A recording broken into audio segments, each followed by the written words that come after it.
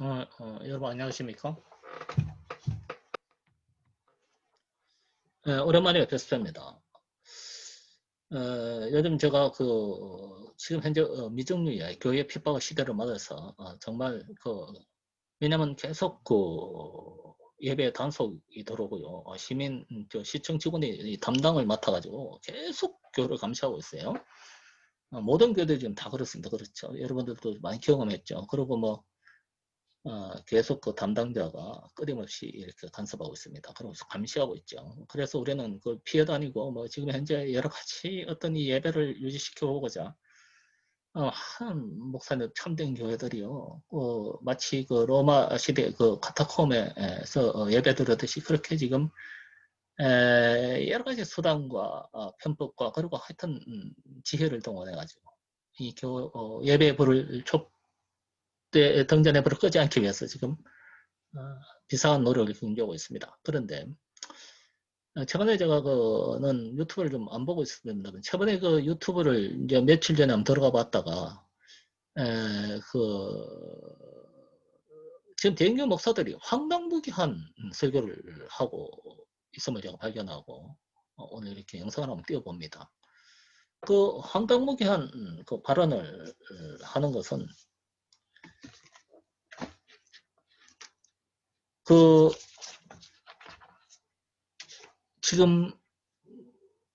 지금의말로 어떤 이 시대가 마치 이 빨곡과 가라지 교회를 지금 하나님이 나누고 있습니다. 이것이 코로나의 목적입니다. 예, 코로나가 보내신 단적인 목적이에요. 그게요. 코로나가 이렇게 자연 발생 그런 거 없습니다. 모든 자연 현상은 모두 하나님의 주권하에 있기 때문에 그냥 일어나는 법이 없어요. 모든 것은 이유가 있는 것입니다. 모든 것은요, 하나님의 주권하에 있단 말이에요. 역사와 모든 자연현상과 이런 것 다 창조주 하나님의 주권대로 움직이기 때문에요. 이것을 그냥 흐트러볼 것이 아니라, 그럼 이 교회의 역사는, 그러니까 어떤 인간의 그냥 어떤 우연적인 행위의 기록이 아니고, 하나님의 주권의 면밀한 예정론의 기록이란 말이에요. 그래서 그 시대의 교회가 어떤 상황에 처했느냐에 따라서 그 시대를 경고하기도 하고 어떤 징계하기도 하고 축복하기도 하고 하나님의 계시를 나타내 보이시다 하기 위해서 여러 가지 자연현상과 어떤 시대의 징조를 나타내 보이시는 겁니다. 그래서 제가 지금 최근에 여러 가지 목사님들의 대형교, 특히 대형교 목사님 설교예요. 옛날에 한번 오늘교회 이지원 목사님이 코로나가 왔으니까 또는 주일날 안 해도 되고 토요일날 예배도 되고 이런 거는 해도 가하다. 왜냐하면 예수님이 어느 날 하라고 했다고 한 적이 없다. 마음대로 해도 된다. 이런 식의 엉터리 같은 설교를 하는 바람에 제가 전에 그걸 갖다가 이렇게 유튜브로 찍은 적이 있습니다. 근데 지금 현재 또 이렇게 한 목사님들이요. 대형교 목사들만 그래요. 물론 또 그런 이유가 대형교 목사들만 유튜브에 나오니까 당연히 이제 그렇게 하는 거죠. 그러나 대형교 목사들만 그렇다는 것은 그렇게 드러나는 거고, 현재 우리나라에 약 한 70% 이상의 목사들, 성도들이요, 이 문재인 정권의 교회 탄압에 찬성하고 있고, 그것은 마땅히 예배를 중단하는 것이 그것은 마땅한 일이다. 왜냐하면 여러 인간의 생명을 살리고 우리 교회가 이 세상에 폐를 끼쳐서는 안 된다. 이렇게 하는 거죠. 그렇다고 하면 교회가 우리를 비난할 것이다. 이제 이렇게 하는 건데요. 그것은 아직까지 기독교가 뭔지를 모르고 하는 말씀들이에요. 그거는 전혀 기독교를 모릅니다. 성도라고 해도 아직 성도가 아니죠. 왜냐? 그거는 전혀 하나님 뜻과 다릅니다. 이 세상에 폐를 끼치고 안 끼치는 것도 하나님 결정하시고요. 우리가 예배 드리다가 병에 걸리고 안 걸려도 하나님이 결정하십니다. 그것까지요. 우리 인간이 그리고 우리가 세계 어떤 모든 인간 세상으로부터 존경받을 수 있다. 안 그렇습니다. 기독교는 세상으로부터 존경받은 적이 없습니다. 존경받았다면요, 그 세속화 된 교회입니다. 세상은 우리를 싫어합니다. 미워합니다. 정오합니다. 항상 우리를 핍박합니다. 이것이 공중거시의 작은 자가 일반적으로 지배하는 세상이 교회를요, 교회 잘한다고 할 거, 여러분, 교회를 이번에 잘 지킨다. 예? 예배 그래서 비대면 한다 하면요, 문재인 정권이나 이 세상 세속 믿지 않는 불신앙자들이 교회 보고 정말 교회가 존경스럽다 할 것 같습니까? 어림도 없어요. 그런 거 하지 않아요. 더 핍박합니다. 그렇죠? 지금 현재 그렇게 엉터리 같은 목사님들이 나오는 거 하면은 또 한편은 그에 대항하여 정근거 같은 이 시대를 지키는 하나님의 종들이 또 드러납니다. 제가 보니까 뭐 안희연 목사님 이런 분이 젊은 분인데 제가 나이가 들었으니까 상대적으로 젊어 보이지만은요, 그런 분들이나 이렇게 그 해세드 선교사님이나 뭐 또 정동수 목사님요, 이런 분들 침례교회 분들이 아주 정확하더라고요. 장로교회 목사님들하고 침례교회 목사님, 저는 장로교거든요. 그런 목사님들이 나타나서 해석과 같이 나타나서 이 시대에서 바른 하나님의 말씀을 정언하고 이 시대를 경고하고 이 시대 거짓 선지자들에 대해서 엄히 질책을 하더라고요. 예. 그래서 저도 지금 현재 제가 제일 깜짝 놀란 설교가 세 사람 합니다.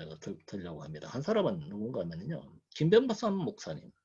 제가 그 김변박 목사님은요, 어떤 지금 선포를 하는가 하면은 참 아주 깜짝 놀랄 만한 설교를 하더라고요. 그것은 무슨 설교를 하느냐 하면은 이렇습니다. 무슨 설교를 하냐면요, 하나님은 본래 비대면이었다. 하나님 본 사람이 있느냐? 그러므로 비대면 예배도 가하다. 이래서 내가 더 깜짝 놀랐습니다. 자, 그게 비대면 예배를 인정하는 조건이 됩니까? 하나님이 비대면이었다는 것이요. 하나님이 비대면, 예배도 비대면 해야 된다. 그렇게 하면은 그 만나교회는 없어도 됩니다. 왜 다 비대면 하세요? 앞으로. 왜? 하나님 본 적이 없으니까. 뭐 하러 예배합니까? 뭐 하러? 비대면 하면 되지. 각자가 집에서. 그리고 두 번째, 그분은 그렇게 말합니다. 지금 핍박의 시대이기 때문에 어떠한, 지금은 마태복음 5장 10절에 보면요, 그런 말씀이 나와요. 핍박을, 왜, 팔복의 마지막 구절이죠. 팔복의 마지막 구절. 팔복의 마지막 구절이 어떻게 됩니까?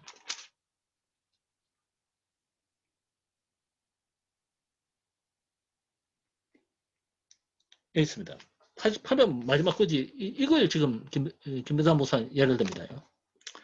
자, 의를 위하여 박해받은 자는 복이 있나니 천국이 그들의 것임이라. 이것이 이제 9번째죠. 저 7번째죠. 마지막으로 이렇습니다. 나로 말미암아 너희를 욕하고 박해하고 거짓으로 너희를 거슬러 모든 악한 말을 할 때는 너에게 복이 있나니. 자, 지금 시대가 지금 우리 기독교인이 악하다고 그래요. 기독교인이 코로나를 전파했다고 뭐라고 칩니다. 복이 있나니 기뻐하고 즐거워하라. 하늘에서 너희의 상이 큼이라. 너희의 전에 있던 선지자들도 이같이 박해하였느니라. 네, 그렇습니다. 선지자들 다 그렇게 박해나였어요. 자, 이 말 하면서 뭐라고 한 줄 아세요? 자, 우리가 지금 비대면 예배를 하고 이렇게 하는 이것 자체가 박해니까 우리가 기뻐하고 즐거워하라.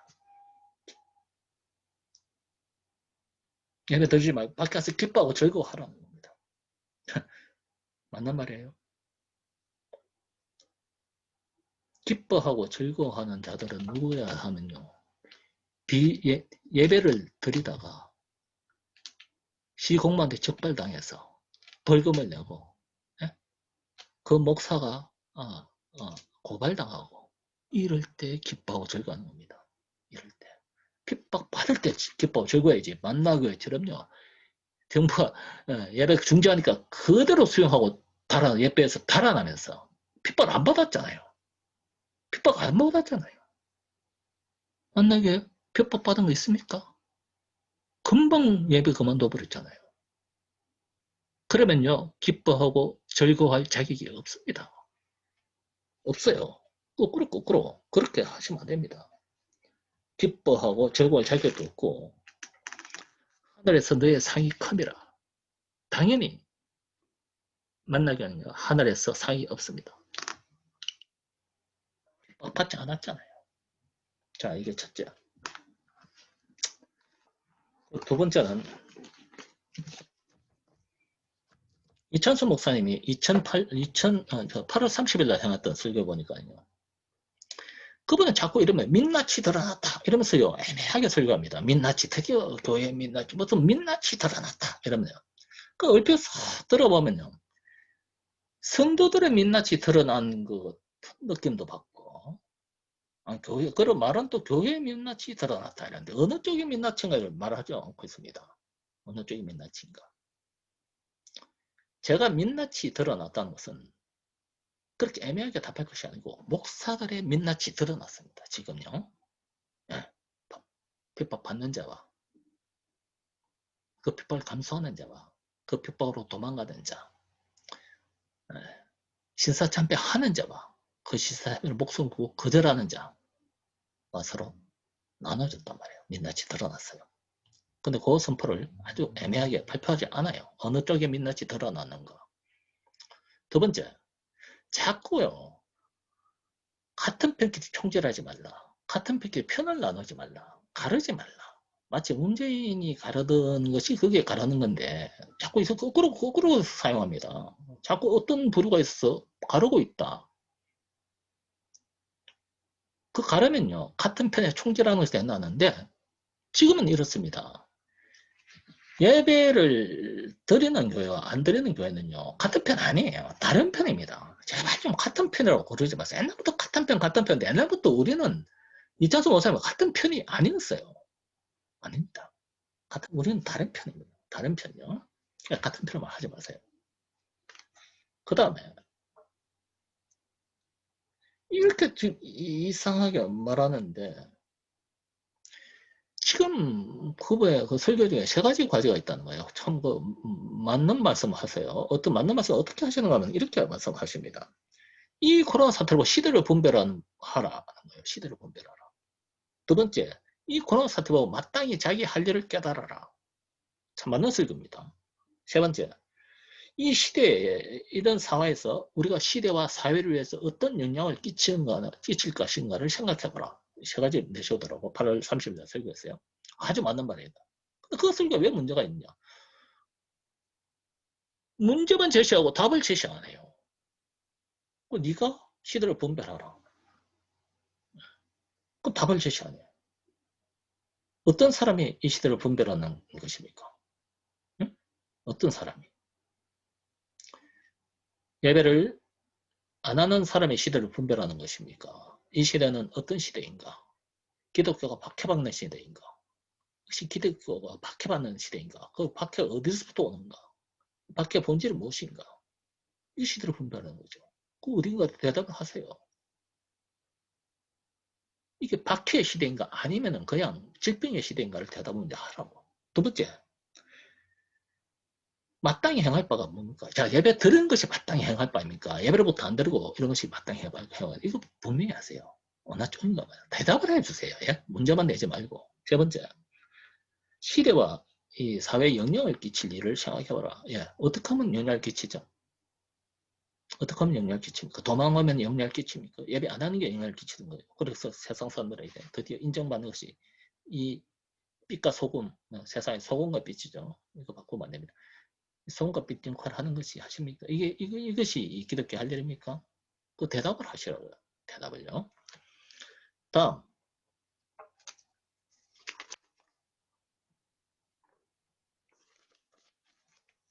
다음에 보니까 미자립 교회가 돈이 없어서 이렇게 동영상 예배, 그러니까 이렇게 비대면 예배를 하려고 해도 앱이 없다는 게 돈이 없고 그렇게 시스템에 갖춰지지 않는데 이걸 갖다가 하면서 제가 부목사님한테 좀 더 명령해가지고 이래 무슨 뭐 학생 동영상인가 무슨 아동 동영상 이런 것에 대해서 온 미자립 교회에다가 이렇게 동영상을 깔아주라.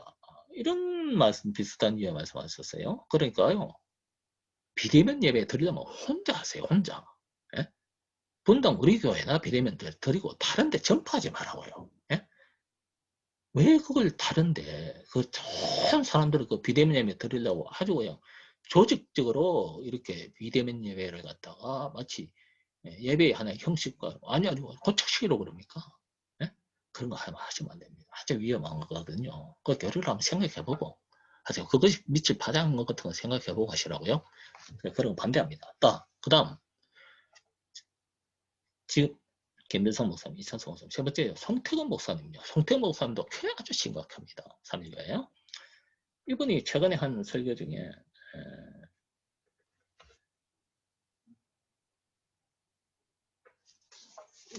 최근에 설교 한번 들어보세요. 3일교회 송태근 목사님요.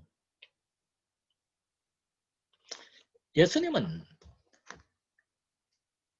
교회 형식에 대해서 한 번도 비대면 예배가 나쁘다 한 것이 없었고, 형식을 자꾸 어디 일주일날 예배 드리는 것들, 이런 것들이 이런 형식적 예배라고 주장한다. 잘못하면 그것이요. 또 희한하게 그분이 그 며칠날 최근에 한 설교예요. 최근에 코로나 문제에서 그 마지막 5분 정도 남겨놓고요. 그분이 한 설교 내용은 마지막 5분 정도, 앞에는 무슨 헛소리만 잔뜩 들어놓더니 마지막 가서 고함을 지르면서 히스테릭하게 부르짖습니다. 아주 고함을 지르더라고요. 그런 형식 안 지켜도 돼요? 이래요. 예배 안 들어도 된다는 거예요. 예배 건너뛰어도 된다는 겁니다. 그러면서 주장하는 것이 예수님이 예배치 하라 한 적 없어요. 그래요. 이게 맞는 말입니까? 이게 맞는 말이냐고. 그런 식으로 하면요. 누가 예수님이 송태호 목사님 보고 설교하라고 그랬습니까? 네? 목사 보고 설교란 말 있습니까? 없습니까?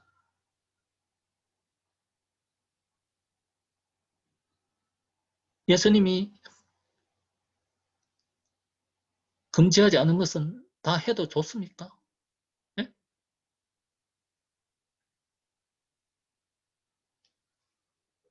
그런 황당한 그런 식으로 하면서 무슨 맨날 히브리어 어떻고 헬라어 어떻고 하면서 앞으로 두 발짝 뒤로 두 발짝 하면서 성경 강의하면서요.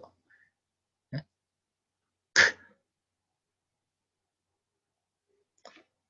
그런 식으로 예수님이 말한 바가 없으니까 함부로 하자. 이거 옛날에 그 온누리교회 이재호 목사 비슷한 말 했죠. 네? 그런 말씀 하시면 안 됩니다. 예수님이 형식을 굉장히, 하나님이 형식을 굉장히 강조하시는 분이에요. 옛날에 일곱 절기를 정했을 때도요, 날짜를 정확히 따지십니다. 네? 그리고 성전을 정할 때도요, 몇 cm까지 하나님이 정해 주십니다. 절기의 날짜와 그 성전의 그 시경, 설계도까지요. 1cm도 틀리면 안 돼요. 색깔까지 정해졌어요. 그것이 하나님이에요. 그 기독교는 이 신앙 고백 형식이 굉장히 중요하거든요. 굉장히 중요합니다. 지 맘대로 하는 게 아니란 말이에요. 네? 들어와서 난닝구 입고 들어오고 반바지 입고 들어오고 하는데요. 그렇게 하면 안 됩니다.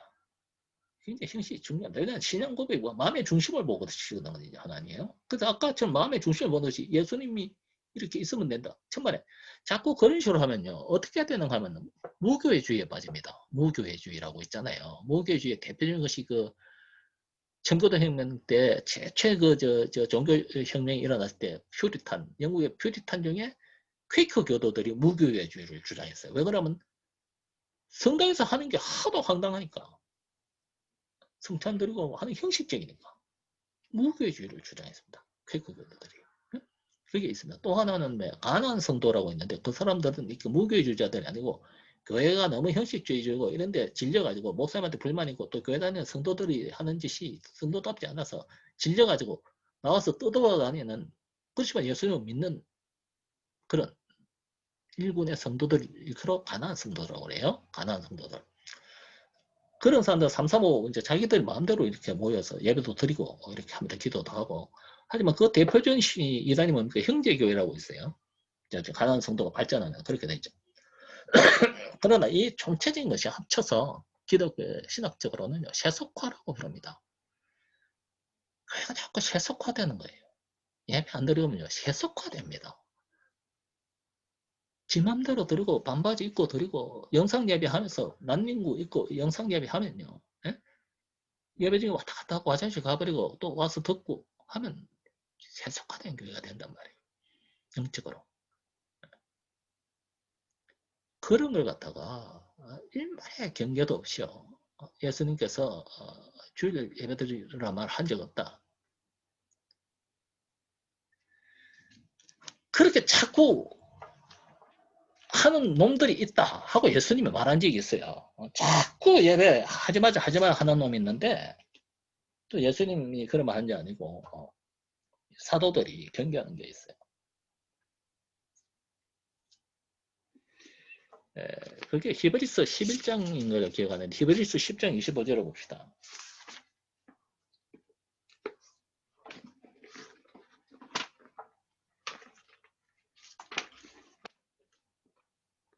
이 약배시잖아요. 그렇죠?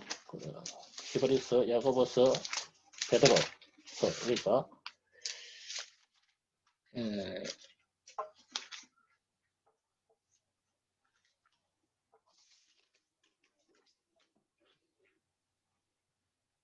자 10장 25절요. 히브리스 제도는 바나바인지 바울인지 확실치 않습니다. 그러나 보기에는요. 어떤 안에 내용이 구약적이면서 구약에 탈통한 사람이고 이 정도의 수준을 적을 수 있는 사람은 바울, 바나바 정도 수준이 아니면 도저히 나올 수 없는 위대한 성서가 히브리스입니다. 히브리스요. 가브리엘 1세의 그런 문화에 그래서 바나바나 이런 사람들이 보통 사람들이 아니고 바울과 비견될 만한 그런 위대한 구약의 대가 있단 말이에요. 그래서 바울이 바나바 쓰지도 않았냐 이렇게 얘기를 합니다. 그만큼 히브리스가 신학적으로 깊이 있는 책이란 말이에요. 왜? 구약과 신약을 연결했으니까. 거기서 보면요. 히브리서 10장 25절을 보니까 이런 말 합니다.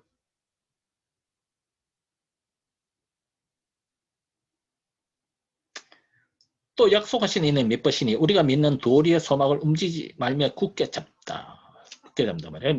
믿음을 소망을 굳게 잡는데 서로 돌아봐 사랑과 선행을 격려하며 서로 돌아봐 사랑과 선행을 격려하며 이것은 말하자면은 대면 예배입니다. 대면 예배 서로 격려해야 되니까 전화로 핸드폰을 격려할 수 있다 그런 성격이 아니에요. 기독교는 본질적으로 자꾸 그렇게 첨단의 어떤 것을 도용하는 것은요. 기독교는 본래 사람 변할 게 있고 변하지 않을 게 있거든요. 100만 년이 가도 변하지 않을 게 있다고요. 예? 변할 게 있고 그 시대의 조류에 따라 문화에 따라 예? 그런데 자꾸 그렇게 장애를 풀지 말라고요. 어떻게 하냐면요. 이렇게 경고합니다. 예배 피하는 자들을 갖다가 모이기를 히브리서 10장 25절이에요. 모이기를 피하는 어떤 사람들의 습관과 같이 모이기를 피한단 말이에요. 자꾸 예배 안 드리거든요. 모이지 말자고. 형식적이다. 그런 놈들.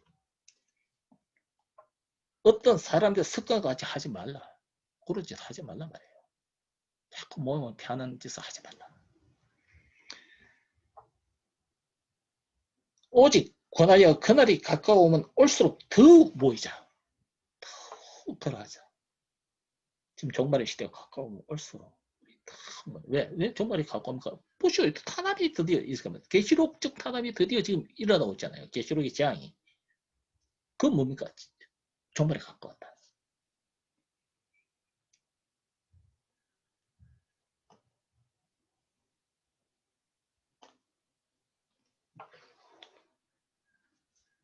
우리가 진리를 아는 지식을 받은 후 짐짓 죄를 범한 적 다시 속죄하는 제사가 없고 자꾸 그렇게 세속화하면요. 한번 믿었다가 또 세속하면요. 예수님을 2번 못 받게 하는 것입니다. 한번 믿었다가 또 자꾸 죄지으면 예수님을 자꾸 십자가에 못 받게 하는 짓이란 말이에요. 속하는 제사가 자꾸 그러면 없을 수가 있다. 그것도 하시는 이제. 그래서 지금 상황은 지금 어떻습니까? 로마 시대 때 그 로마 황제 네로가 로마 시내에 불을 질러 놓고 그 죄를 몽땅 기독교에 뒤집어 세웠어요. 근데 그때 로마 교회 지도자들이 로마 시민에서 죄송합니다. 우리가 불 질렀습니다. 잘못했습니다. 이렇게 말하지 않았습니다. 기꺼이 박해를 받고 사자밥이 되어서 어쨌든 계속 워칭하면서 앞으로 이런 것들에 대해서 비판적인 눈으로 제가 좀 감시를 하면서 이렇게 동영상 올리고 하는 성도들의 각성을 요구합니다. 이런 교회는 교회가 아니다. 가라지 교회다 말이에요.